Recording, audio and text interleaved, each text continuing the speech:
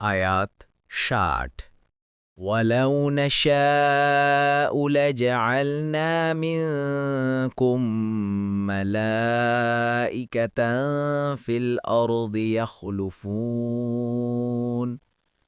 অনুবাদ: আর যদি আমরা ইচ্ছে করতাম তবে তোমাদের পরিবর্তে ফেরেশতা সৃষ্টি করতে পারতাম যারা জমিনে উত্তরাধিকারী হতো। ১ নং ফুটনোট। অধিকাংশ তাফসিরবিদ এখানে মিনকুম শব্দটির অর্থ করেছেন বাদালান মিনকুম বা তোমাদের পরিবর্তে। কেউ কেউ এর অর্থ করেছেন আমি ইচ্ছে করলে এমন কাজও করতে পারি যার নজির এ পর্যন্ত কায়েম হয়নি, অর্থাৎ মানুষের ঔরসে ফেরেশতাও সৃষ্টি করতে পারি। ফাতহুল কাদির। আয়াতের শেষে বলা হয়েছে ইয়াখলুফুন, এর অর্থ তারা জমিনের খলিফা বা প্রতিনিধির মর্যাদা লাভ করত অথবা তোমাদের স্থলাভিষিক্ত হতো।